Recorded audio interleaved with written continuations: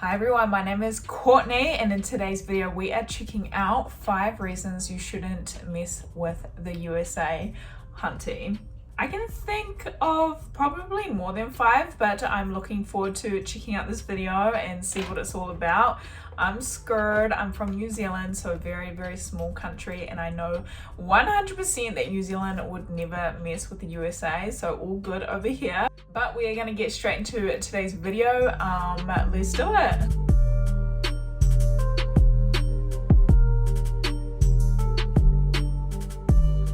The collapse of the Soviet Union in the early 90s left the United States as the sole superpower in the world, and it's never looked back. In all aspects of the world, the United States is indeed a superpower, especially when it comes to its military might, which is unsurpassable in its strength, technological superiority, operational capabilities, and power projection across the globe. In this video, we'll take a look at the 5 top reasons why you wouldn't want to go against the US military establishment. The United States Air Force is the strongest in the world, not only in the number of operational aircraft, but also in technological superiority.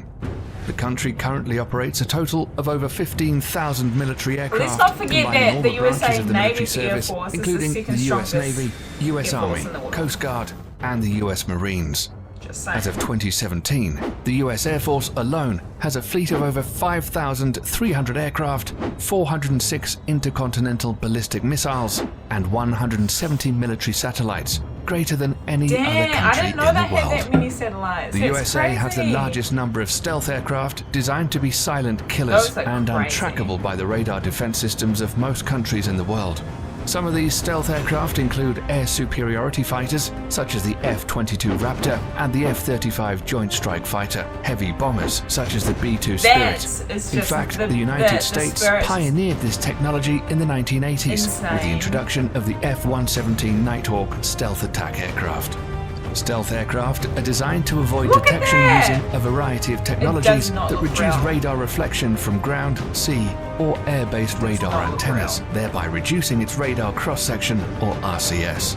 This revolutionary technology allows a 5th-generation aircraft, such as the F-22 Raptor, with a max takeoff weight of 83,500 pounds, to have a radar cross-section of just 0.0001 meters squared, about the size of a bumblebee. What's more insane is that the massive B-2 bomber also has the same radar cross-section as the F-22 Raptor. Thus, it becomes extremely difficult to track stealth aircraft. Even if the enemy spots them on their radar scopes, it's a whole other story to successfully track them and register a missile kill. The whole idea behind this technology is to break the chain in which a conventional surface-to-air missile defense system works. It's the same reason countries like China and Russia are also hard at developing their own stealth fighter, the Chengdu J-20 and the Sukhoi Su-57, respectively. These aircraft will allow the US Air Force to assert its air superiority over any battlefield of the future, and we all know that control of these skies is the biggest decider in any war. The next reason why any country going to war with the US military should think twice is because of the strength of the US Navy and its dominance over the world's ocean, especially the Navy's supercarriers. The US Navy currently operates 11 nuclear-powered Nimitz-class supercarriers, which is the largest aircraft carrier fleet in the world. The only Navy that can come close in terms of technological advancement is probably the Royal Navy of the United Kingdom, but they only have 2 operational carriers. The Nimitz class of carriers has a displacement of over 100,000 tons and can carry a complement of up to 70 aircraft. They're literally a floating small town in the ocean with its own airport. Literally. The Nimitz class carriers in themselves are extremely potent offensive weapons, but the way they operate in what is called the carrier strike groups makes these ships even more deadly. A carrier seldom deploys alone. There are always a fleet of surface and underwater assets surrounding them and forming a strike group. These include guided missile cruisers, a destroyer squadron, attack submarines, and other support vessels. Together, they project the power of the carrier and at the center of the group forward towards the enemy. While the carrier is carrying out its offensive role with the use of its air wing, the other ships are responsible to protect its flanks against any enemy attack. How intimidating this combination is that, of offensive and defensive strategy makes the US Carrier Strike Group almost impenetrable. The United States Navy maintains 9 such carrier strike groups, 8 of which are based in the United States and 1 that's forward deployed to Japan. For over 50 years, this has been the principal element of US power protection, and the Nimitz class of supercarriers are at the center of it all. Despite this, the US is currently in the process of developing a new class of carriers called the Gerald R. Ford class, intended to replace the Nimitz class ships. This new supercarrier will be even more technologically advanced and is expected to continue US dominance of the oceans well into the late 21st century. Nice. The third reason why you shouldn't fight the US military is their massive stockpile of nuclear and conventional intercontinental ballistic missiles, or ICBMs. The ICBM plays the role of the land leg in the US nuclear triad, along with the Trident submarine-launched ballistic missile (SLBM) and nuclear warheads carried on long-range strategic bombers. ICBMs are launched from ground-based missile silos, achieving high suborbital spaceflight, approximately 1,000 miles above the surface of the Earth.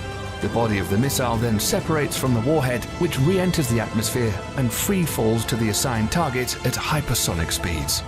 The US military currently operates 400 ICBMs from its base in Wyoming, Montana, and North Dakota. Oh my God. The LGM-30G Minuteman III is the only type of ICBM that is currently operational in the US.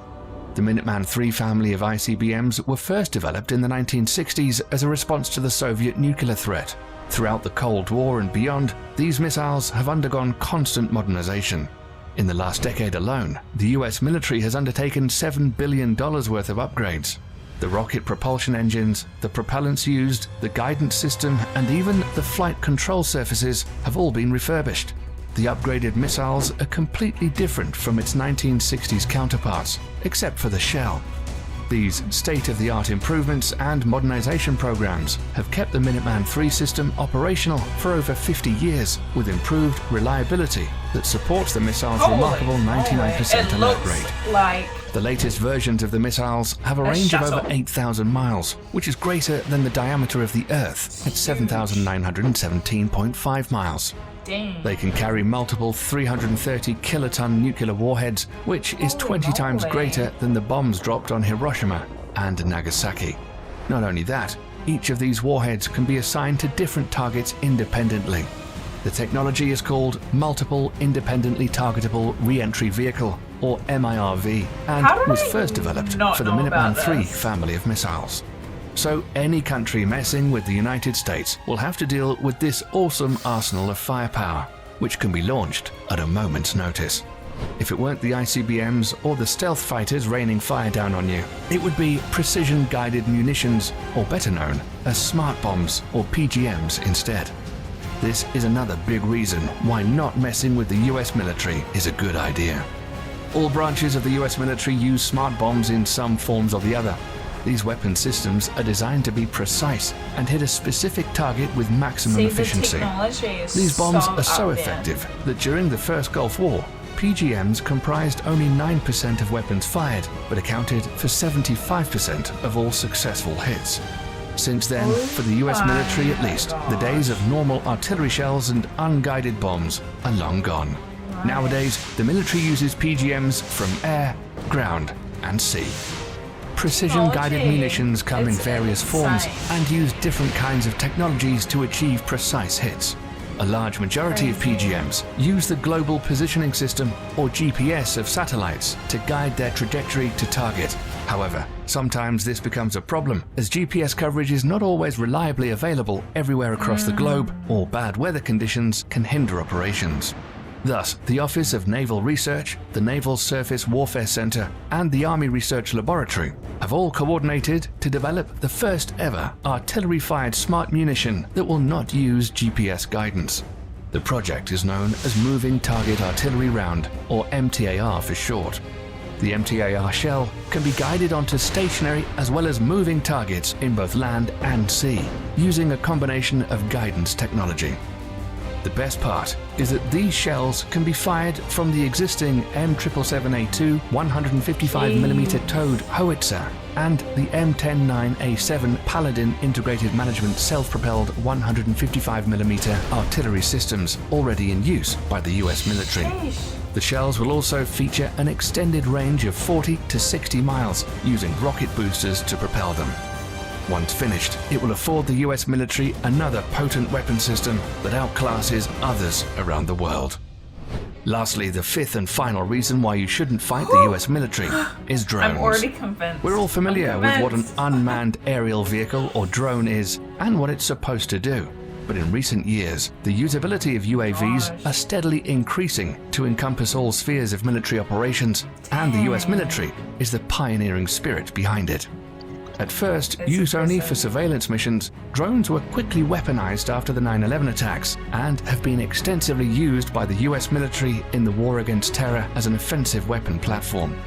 It's forecasted that over the next decades, the US is in line to purchase over 1,000 combat drones of various classifications. Drones are genius. Some of them, like the Lockheed Martin RQ-170 Sentinel and the Boeing MQ-25 Stingray, are already in the final stages of development, and once finished, will provide the US military with state-of-the-art platforms capable of multi-role operations, ranging from attack missions to aerial refueling. Drone technology has reached such heights today that a single UAV can loiter miles above the surface of the Earth for hours, waiting for the target to show its head and sticking with impunity. How valuable this capability will allow all the services under the US military to reduce its dependency on manned platforms, thereby reducing the risks during future combat operations. These 5 weapon systems make the US military extremely dangerous for any adversary looking to get into a conflict with them. In a conventional warfare setting, it's almost impossible to beat the US military machine. That's why modern enemies of the United States are employing more and more asymmetric warfare strategies against the mighty US military. Despite that, the US military juggernaut is hands down the most powerful military complex in the world today, and probably will be for decades to come. That's all we have for you today, folks. Thanks for sticking around till the end. If you liked the video and want to stay up to date on cool military stuff like this, then click the subscribe button and also click the notification bell, and you'll be the first to know the next time we release a video. Thanks for watching. Yep, I don't know about you guys, but I'm convinced. I was already convinced not to mess with the USA, but I'm even more convinced now. But yeah, that video pretty much solidified what I already think about the military power of the USA. Just insane technology, insane money going into the military programs, and I think it's amazing. I really do. And I've said this before, but I think the USA should feel very safe with their military and how much goes into it. Is truly incredible, and the USA is definitely paving the way for new technologies. It's really interesting about the drones. I've seen a bit about the drones and the military coming through, and I think it's a genius idea. Obviously, it's going to save lives, and it just makes sense, doesn't it? And I really feel like that's going to be a huge factor in the future. But yeah, let me know what you guys thought about this video. Yeah, I don't think anyone's gonna be messing with the USA anytime soon. But yeah, let me know what you guys thought about this video. Leave a comment down below if you do want to. By the way, if you do want to make a video recommendation, do head over to my website, which I'll link down below, because you can make video recommendations on there, and hopefully I can feature your recommendation on my channel. And if you haven't already, definitely feel free to subscribe to my channel, like this video, all that good stuff, and I will see you all in my next video. Bye guys.